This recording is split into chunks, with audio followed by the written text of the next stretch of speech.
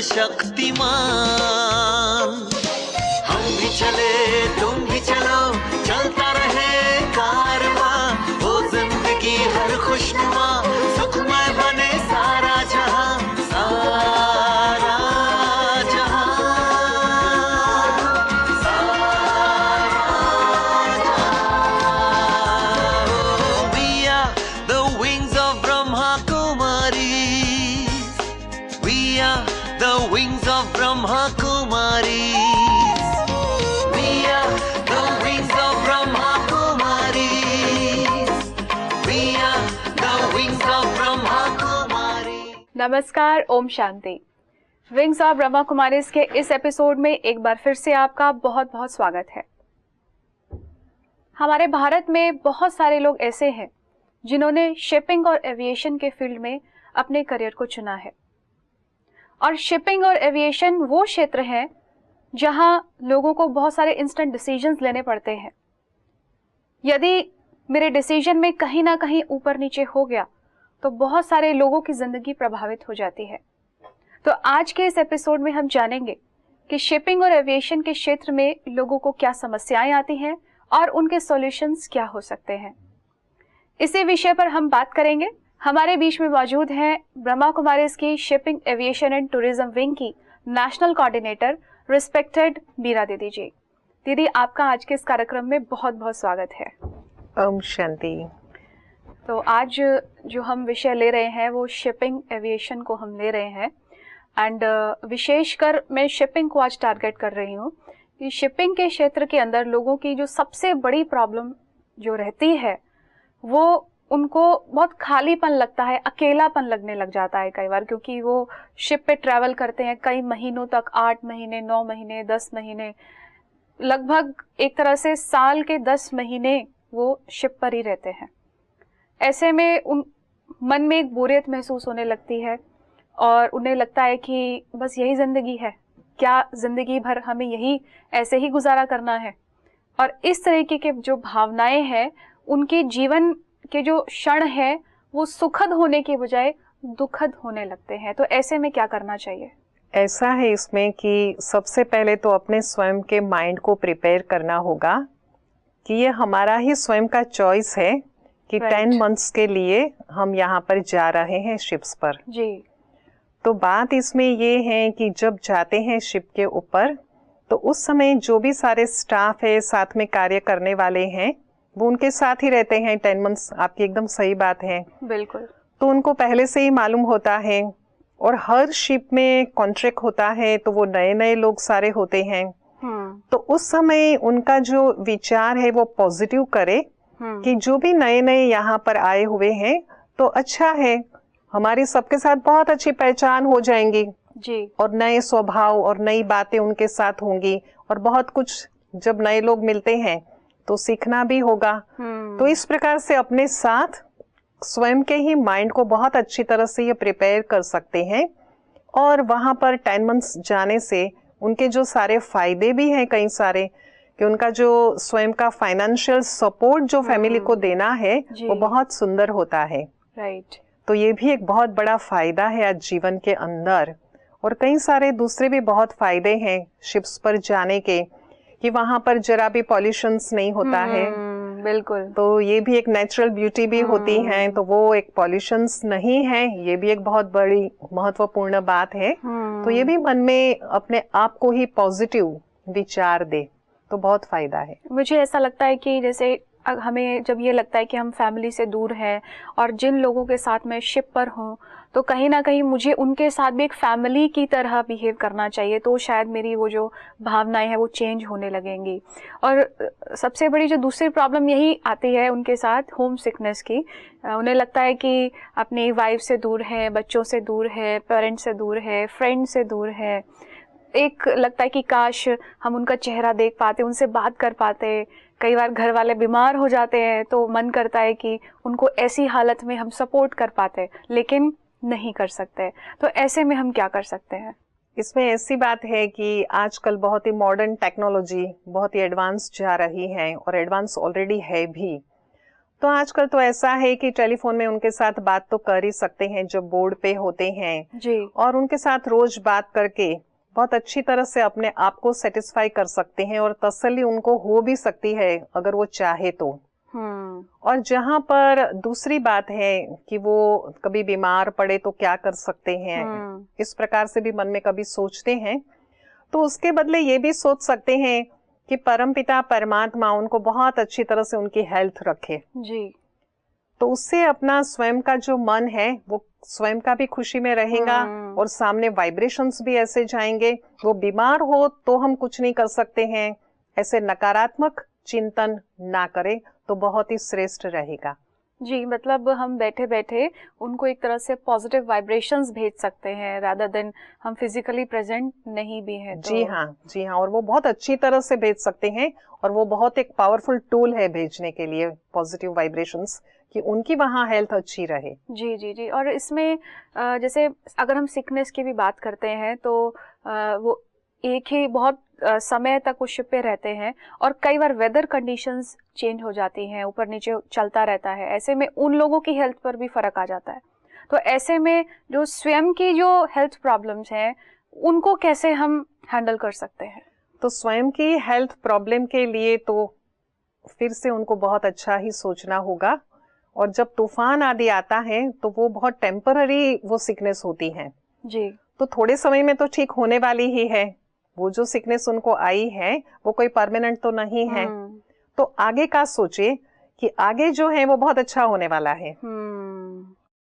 तो ये आगे का सोचे कि ये जो बात आई है वो 1-2 दिन की बात है, और वैसे भी समझो कोई अपने घर के अंदर रहते हैं तो वहां भी बीमार तो पड़ ही सकते हैं। बिल्कुल। ऐसा कुछ नहीं है कि वहां बीमार नहीं पड़ सकते हैं। तो ये भी सोचना चाहिए कि यहाँ तो और ही बीमारी कम होती है, सिर्फ जब तूफान होता है तब की ही बात है। बाकी इनका तो भोजन भी बहुत अच्छा होता है, जो एकदम बेस्ट क्वालिटी होता है। वो जहाँ जहाँ जो पोर्ट स्टे होता है वहाँ पर बेस्ट क्वालिटी का भोजन वहाँ से खरीद करके लाया जाता है, तो वो भोजन भी बहुत अच्छा होता है। ये चीज़ भी अपने आप में कितनी अच्छी है कि हमें डिफरेंट प्लेसेस देखने को मिलते हैं। भले हम घर से दूर हैं लेकिन दुनिया कैसी है हमें उसके नज़ारे देखने को मिलते हैं। हाँ जी। और एक जो बड़ी समस्या ये आती है कि जब समुद्र के बीच में होते हैं, शिप वहाँ पहुँच चुका है जहाँ आसपास आपको कोई परिंदा तक नज़र नहीं आ रहा, कोई लैंड नज़र नहीं आ रही, कोई इंसान नज़र नहीं आ रहा, कुछ भी नज़र नहीं आ रहा, और ऐसे समय पर भी उन्हें ये लगने लग जाता है कि कुछ है ही नहीं देखने के लिए, वही शिप है और वही पानी है। ऐसे में भी उनको बड़े बोरियत के ख्यालात आने लग जाते हैं, तो ऐसे में क्या करना चाहिए? तो ऐसे में सोचना चाहिए कि ये तो एक नेचुरल ब्यूटी है। लोग तो खास अपने स्थान पर होते हैं देश के अंदर कहीं भी, तो खास सागर के लिए देखने के लिए जाते हैं। राइट। और खास उसको विजिट करते हैं जी। तो ये भी ऐसी ही बात है कि यहाँ तो सागर नेचुरली वो देख लेते हैं और पॉल्यूशन नहीं है, वो उस समय ध्यान में रखना चाहिए कि ये भी एक नेचुरल ब्यूटी ही है जी। तो बात तो अपने मन में हम जो विचार देते हैं उसकी है जी, कि हम अपने मन को किस रीति से हम सोचने के लिए सोचते हैं। मतलब एक्सटर्नल जो सीन्स है वो तो चेंज नहीं होंगे, लेकिन मुझे इंटरनल सीन्स को चेंज करना पड़ेगा जी।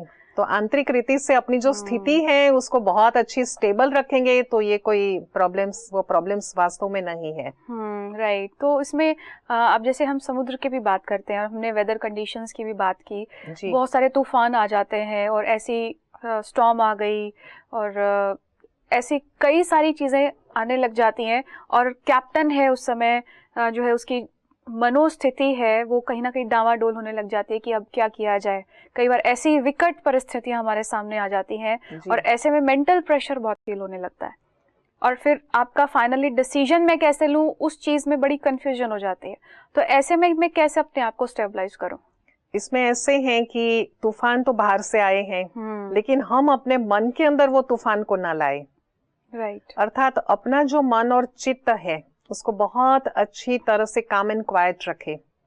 तो आज कोई भी प्रॉब्लम की सॉल्यूशन अच्छी तरह से हो सकती है कि हम अपने प्रॉब्लम्स के सामने हम क्या कर सकते हैं, मैक्सिमम हमारा आउटपुट क्या होगा ये हम सोचें जी, कि कैसे प्रेजेंस ऑफ माइंड हम रखें उस समय और वो प्रॉब्लम का सॉल्यूशन करें। तो प्रेजेंस जैसे कि तूफान है, तूफान भी हमेशा के लिए नहीं होता है, वो भी बहुत थोड़े समय के लिए ही होता है। तो उसको अच्छी तरह से तूफानों के सामने उस समय मन की स्थिति को बहुत अच्छी रखे। तो मन की स्थिति को हम किस टेक्निक से हम स्टेबलाइज कर सकते हैं? मेडिटेशन के द्वारा बहुत अच्छी तरह से मानसिक अवस्था हमारी जो है उसको स्थिर हम कर सकते हैं और स्टेबल कर सकते हैं। मन को अच्छी तरह से हम शांत चित्त रख सकते हैं। कभी कभी मन बहुत चंचल हो जाता है और यहाँ वहाँ भटक जाता है जी। और भटकने के कारण ये सारी समस्याएं खड़ी हो जाती हैं। तो उस समय भटकाए नहीं अपने मन को अंदर, लेकिन बहुत अच्छी तरह से बुद्धि के द्वारा अपने मन को अच्छी तरह से कंट्रोल करे कि मुझे भटकना नहीं है, लेकिन मुझे इसका सॉल्यूशन करना है। जी, तो मेडिटेशन को हम किस समय पर, मतलब शिप वाले जो हैं, जो शिप पर रहते हैं, बहुत सारे क्रू मेंबर्स भी रहते हैं, तो कैसे वो ये किस समय पर कर सकते हैं, कब कब कर सकते हैं? अगर ये चाहे तो कभी भी कर सकते हैं, लेकिन स्पेशल खास विशेष समय निकाल करके भी कर सकते हैं, क्योंकि इनका ट्रांसपोर्टेशन में यहाँ वहाँ आने जाने में तो कोई समय इनका वेस्ट होता नहीं है। वहीं पर उनका रहने का भी वहीं पर है, खाना पीना भी वहीं पर है, उनकी ऑफिस भी वहीं पर है, सब कुछ वहीं उसी स्थान पर है। तो वहाँ ही सुबह के समय भी बहुत अच्छी तरह से मेडिटेशन कर सकते हैं, रात्रि को सोने के समय कर सकते हैं, भोजन के पहले कर सकते हैं, जब चाहे तब कर सकते हैं। मेडिटेशन के लिए तो ऐसा है कि जब समय उनको मिले तो वो कर सकते हैं। जी, तो इसमें एक हॉबी के रूप में एक डेवलप करें, एक आदत के रूप में वहां पर डेवलप करेंगे तो और ही बहुत श्रेष्ठ होगा उनके लिए और एंजॉय कर पाएंगे पूरा उनका वॉयज। तो मेडिटेशन जो है ओवरऑल जो शिप पे रहने वाले लोग हैं उनको कैसे हेल्प कर सकता है? लाइक जैसे अभी हमने बात की, डिसीजंस उनके इजी हो जाते हैं, कंफ्यूजन नहीं होगा। इसके अलावा और कौन से एरियाज ऐसे हैं जो मेडिटेशन उनको हेल्प कर सकता है? उसमें ऐसा है कि मेडिटेशन जब करते हैं तो वहां पर उस समय उनका जो मन बिल्कुल शांत हो जाता है और साथ साथ में बुद्धि चंचल नहीं होती है। ये जो बात अभी अभी हमने याद किया इस बात को जी, तो उसके कारण ही जीवन एक आनंद से उनका उस समय भल वॉयज में है, लेकिन वो भरपूर रहेगा। बहुत अच्छी तरह से एक सुखद यात्रा वो महसूस करेंगे। वैसे देखा जाए तो हमारा जीवन भी एक यात्रा ही है और इस जीवन रूपी यात्रा को मधुर रीति से हमें व्यतीत करना है। तो वो बात अपने स्वयं मन के अंदर रखकर वहां पर भी याद करें इस बात को कि मुझे मेरी स्वयं की यात्रा को सुखद बनाना है और ये मेरे स्वयं के हाथ में है, ये और किसी के हाथ में नहीं है। तो मैं मेडिटेशन के द्वारा मेरी स्वयं की यात्रा को मधुर बना दूं, ये यात्रा को एक यादगार बना दूं। जी, ये हम सोचें। जब बहुत सारे लोग जुड़े होते हैं तो आपस में कहीं ना कहीं एक कॉन्फ्लिक्ट की भावना या फिर हमारे रिलेशन में हार्मनी नहीं होती है, ऐसी कई बातें वहां देखने में आती हैं। फिर वही मन में सवाल उठने लगते हैं, वही लोग जिनके साथ हमारा ये सब खींचातानी चल रही है, अभी और कहीं जा भी नहीं सकते हैं घूमने फिरने के लिए, वही शिप पे रहना है, उन लोगों का ही चेहरा देखना है, ऐसे ऐसे नेगेटिव थॉट्स जो हैं हमारे मन में आने लगते हैं। तो ऐसे में मैं कैसे खुद को भी ठीक करूं और उस रिलेशनशिप को भी ठीक कर सकता हूं? अगर ऐसा कोई सोचता है कि वही के वही लोग हैं जी, तो वैसे ऑफिस में कहीं भी काम करते हैं कोई तो भी वही लोग होते हैं। बिल्कुल।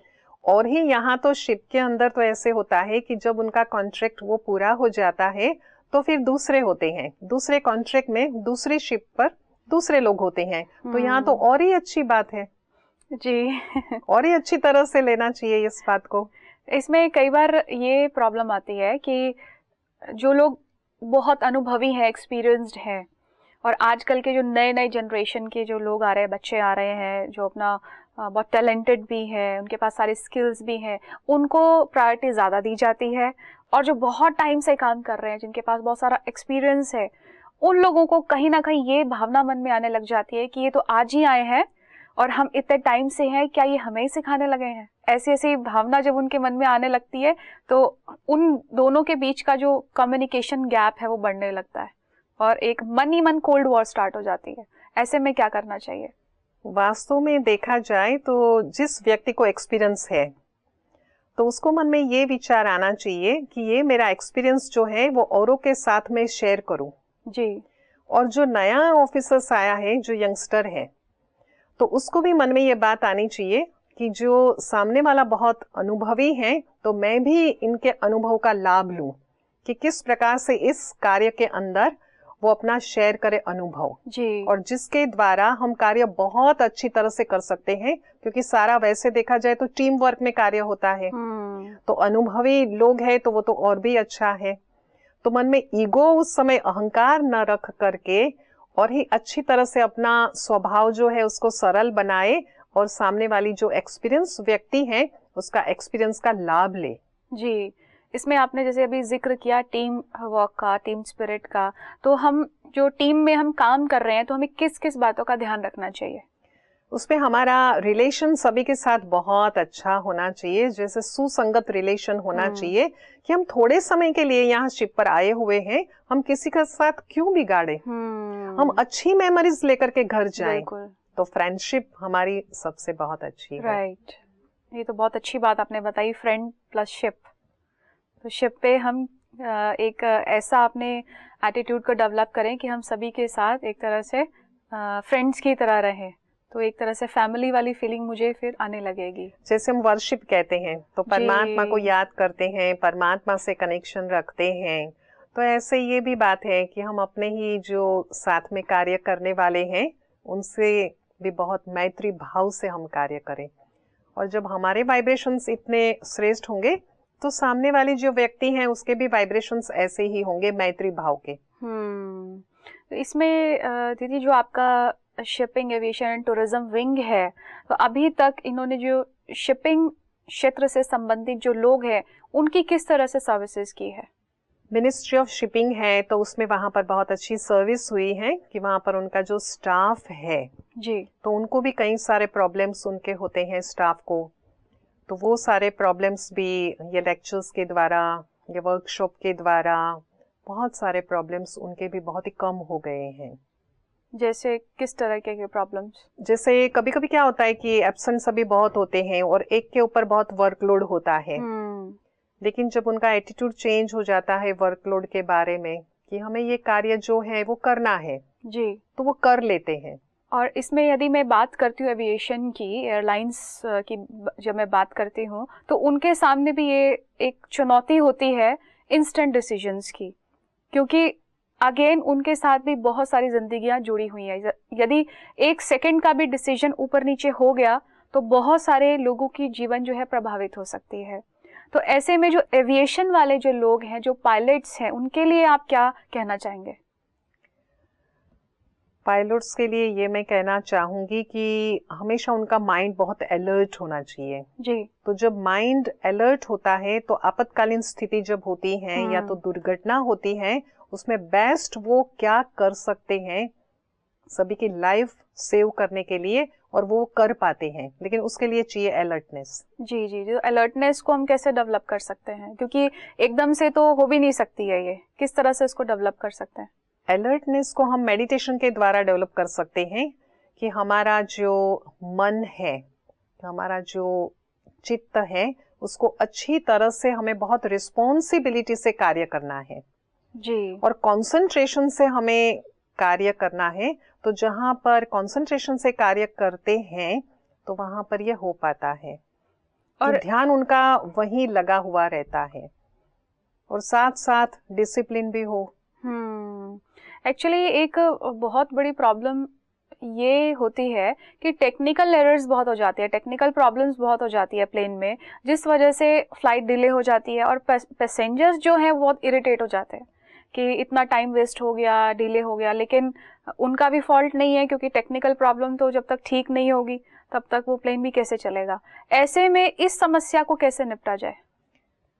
एक बार ऐसे हुआ था कि एक विदेश की एयरलाइंस थी और ऐसे था कि 24 घंटा उनको पता था कि ये जो इंजीनियरिंग जो भी कुछ बिगड़ा हुआ है उसको इतना टाइम लगेगा 24 घंटे का जी। तो अभी क्या किया जाए?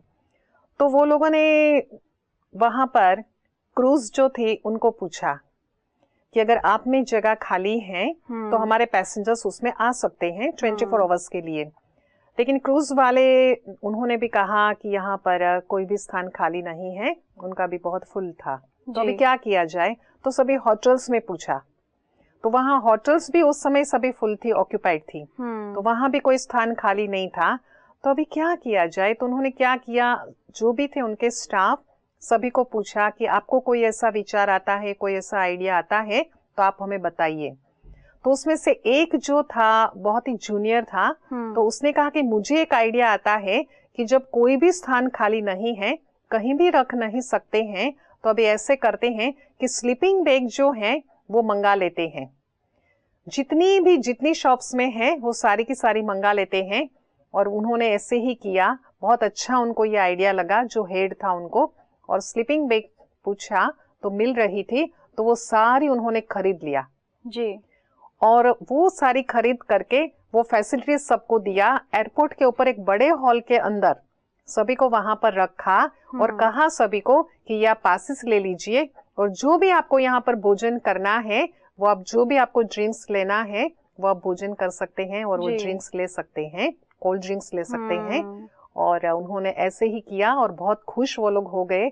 नेक्स्ट डे कह करके गए कि आपको थैंक्स है कि आपने बहुत अच्छी तरह से हमें रखा, और अभी नेक्स्ट टाइम हम इसी एयरलाइंस में आएंगे। इतने खुश होकर के गए, क्योंकि उन्होंने ऐसा नहीं किया कि 1 घंटा लेट है आपका प्लेन, 1 घंटा लेट है, ऐसे करके डिले नहीं बताया, लेकिन पहले से ही जो सच्ची बात थी वो कह दिया कि 24 घंटा ये जो है रिपेयरिंग उसमें लगेगा। जी, मतलब किस तरह से, एक तरह से ये कहें कि ब्लेसिंग इन डिस्गाइज ऐसे हो गया। मतलब वो सिचुएशन जिसकी वजह से उन लोगों को बहुत कुछ सुनने को मिलता, लेकिन वही लोग उनको थैंक्स करके गए। इसमें भी देखा जाए तो प्रेजेंस ऑफ माइंड और मेरा डिसीजन कैपेबिलिटी कितनी है, कितना मैं लोगों को खुश कर सकता हूँ। और यही बात देखने में तब आती है जब एक पायलट जो है वो प्लेन उड़ा रहा है और एकदम से अचानक, हम देखते भी हैं, न्यूज़ में भी देखते हैं, कोई अचानक पक्षी आ गया, वेदर कंडीशंस एकदम से अचानक खराब हो गई है, फॉग है बहुत ज़्यादा। ऐसे में वो बहुत मन में भय की स्थिति रहती है, और जहाँ भय रहता है वहाँ डेफिनेटली माइंड कंफ्यूज होता है, और अगेन मेरा डिसीजन जो है गलत भी हो सकता है। ऐसे में मुझे क्या करना चाहिए? तो इसलिए सबसे पहले तो ये बात है कि अपना माइंड स्वयं को तो नीडर ही उनको रखना है, और नीडर माइंड होगा मेडिटेशन के द्वारा, कि हमको भय रखना ही नहीं है। लेकिन भय अगर आ भी गया तो भी बेस्ट उस समय क्या कर सकते हैं वो उनको देखना है। जजमेंट उस समय जो है वो बहुत कार्य में आती है, तो जजमेंट पावर उस समय उनका ठीक से बराबर होना चाहिए, और at the same time focus mind होना चाहिए।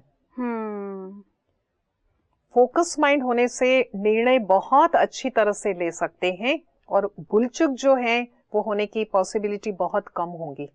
तो यू मीन मेडिटेशन से ये सारी चीजें हम डेवलप कर सकते हैं? माइंड फोकस बहुत अच्छी तरह से कर सकते हैं। लेकिन पायलट्स के सामने ये एक समस्या बहुत आती है कि उनकी नींद कम हो पाती है। वो कहते हैं कि भाई हमारी जो है नींद का अभाव हमारे जीवन में बहुत रहता है, मेडिटेशन के लिए कैसे टाइम निकालें, या फिर क्या मेडिटेशन से उनकी ये समस्या खत्म हो सकती है? बिल्कुल, ये समस्या खत्म हो सकती है। अभी अभी एक ऐसा इंसिडेंट हुआ था कि सब कोई आ गए थे, सब कुछ हो गया था रेडी, लेकिन पायलट नहीं आए थे जी। तो उनको जब कम्युनिकेशन किया उनके साथ, तो उन्होंने कहा मैं आ रहा हूँ। और जब वो पहुंचे तो उसको पूछा गया कि इतना लेट आप क्यों आए, सभी वेट कर रहे हैं आपके लिए। तो कहा कि मुझे हेडेक बहुत था, क्योंकि नींद मेरी ठीक से नहीं हुई। तो अब जब उसको हेडेक बहुत था, उसका कारण था कि नींद ठीक से नहीं हुई, तो वैसे भी कहा गया है, बहुत सारी इसमें रिसर्च हुई है मेडिटेशन में, कि थोड़ा सा मेडिटेशन करने से कितने सारे घंटों की जो नींद है उतना ही रेस्ट माइंड को मिल जाता है, क्योंकि उसमें फिर कोई भी व्यर्थ विचार नहीं चलता है, नेगेटिव विचार नहीं चलता है, और जो हमारे पास शक्ति है वो क्षीण नहीं होती है जी। और ही शक्ति हमें प्राप्त होती है। तो जितना नींद में माइंड फ्रेश होता है, उतना ही मेडिटेशन में माइंड जो है वो बहुत फ्रेश हो जाता है। हमारा मेडिटेशन एक तरह से मेडिसिन की तरह हमें डेली अपनी लाइफ के लिए अपनाना चाहिए। बिल्कुल, आपने सही कहा कि मेडिटेशन के साथ होना ही चाहिए। दीदी, आपने आज हमें इतनी सारी ढेर सारी बातें बताई हैं, और मुझे उम्मीद है कि जो भी हमारे शिपिंग एविएशन से जुड़े हुए लोग हैं, वो जब भी इस एपिसोड को देख रहे होंगे तो ज़रूर इससे बहुत वैल्यूएबल इंफॉर्मेशन उन्हें मिल रही होगी। उसके लिए आपका बहुत बहुत शुक्रिया। धन्यवाद। तो देखा आपने कि कैसे मेडिटेशन यदि 1 या 2 मिनट भी किया जाए तो डिसीजन मेकिंग की समस्या है, या अंदर ही अंदर जो भय आने लगता है वो समस्या है, और कन्फ्यूजन, ये सभी बातें जब दूर हो जाती हैं तो मेरा माइंड स्टेबल भी हो जाता है और डिसीजंस इजी हो जाते हैं। ये एपिसोड हम यही समाप्त करते हैं। अगले एपिसोड में हम फिर से मिलेंगे एक नए विषय को लेकर। तब तक के लिए दीजिए हमें इजाजत। नमस्कार, Om Shanti. We are the wings of Brahma